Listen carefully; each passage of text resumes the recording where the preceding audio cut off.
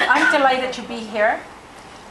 My story began long ago. However, the story I want to tell you about tonight is that I've worked as a public health nurse for many years, and at midlife I decided to go back to school and to follow a dream.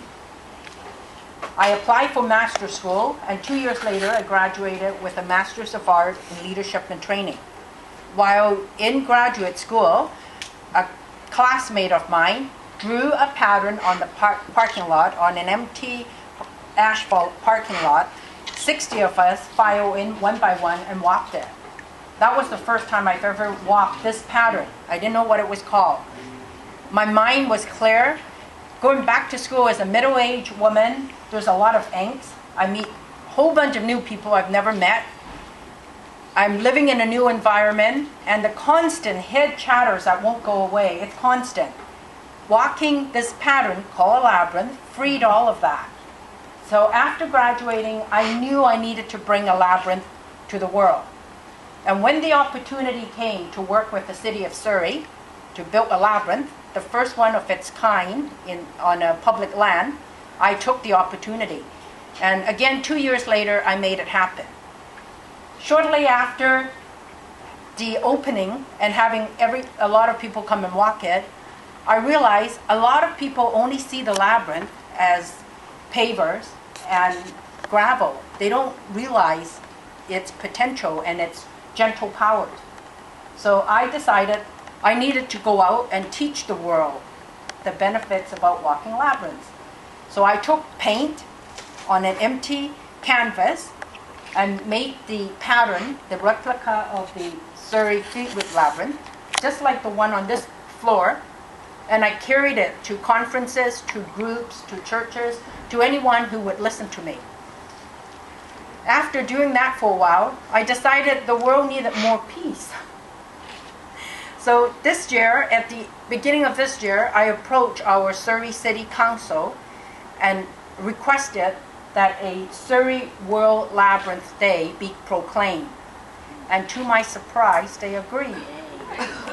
So the first Saturday of each year, would be Surrey World Labyrinth Day. And I invite anybody from everywhere to come and walk. To walk as one and to walk as peace. So I know some of you know what a labyrinth is for. The benefits of walking a labyrinth, or when I walk one, is when I'm under stress. And again, when there's head chatters in my head that won't go away, it just keeps yak, yak, yak. And it's about everything and nothing. Or I'm starting to get negative. I'm starting to criticize and blame. Then I go and walk the labyrinth. And I know many others share the same benefits. I find a bit of calm when I walk labyrinths. Sometimes I discover an insight. And sometimes my mind becomes clear. I get mental clarity. And sometimes even my creativity is heightened. I figure out what I need to do. Each person who walks a labyrinth, and each time you walk it, is as different and unique and profound as the person's level of consciousness and awareness. So I invite you to walk a labyrinth for yourself. It may be your path to peace and possibilities. It has been for me. This is a piece in a pocket that you can take home. And I have a book coming out. It's expected to be due in September of this year. So thank you for having me here and your attention. Yeah. Anybody who have a few minutes for questions? What's the date again? The first Saturday of each year. It's a world, everybody throughout the world, there's like 300, 400 countries that participate all throughout the globe. So this year, I think North America, South America, a lot of countries in Europe, China, Hong Kong even participates. So the idea is that we send this wave of energy throughout the globe, the entire world, where we walk at 1 o'clock, that we recognize we walk as one being and for the purpose of peace. It's lovely. I get goosebumps. Any other questions? Yes, I love questions. Well, I just want to tell you that we walked some very interesting labyrinths. Last one by Davy and Butte. The other one's right below the Space Needle in Seattle. Oh, there's one in Seattle. Yeah. Yes. I know they're popping up everywhere. They're just getting very popular now.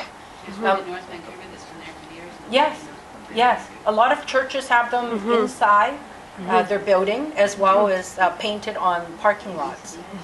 I'm going to have a listing of them in my book. Yes. Other questions? I'm hanging around if you have any questions. Yes. Just curious, do they always have the same number of rows, like the structure itself, or is it? That's a good question. There are many different types of labyrinths, and this is called 7 circuits. So depending on your space available, you know, some people make 3 circuits because that's all the space they have. I have a 6 circuit on my property, on my patio. That's all the space I have. So when it's on public land, you know, we have space, make it as big as possible. Yeah. Yes. And is there a... Oh, 2 questions. Maybe you go. What's the benefit with the little one comparatively? Well, the story with this is, I get clients who tell me, I can't go to the labyrinth every day and walk it.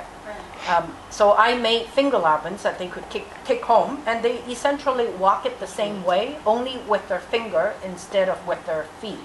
And I get testimonials that it has helped them to find calm.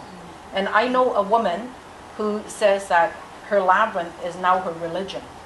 That's all she does.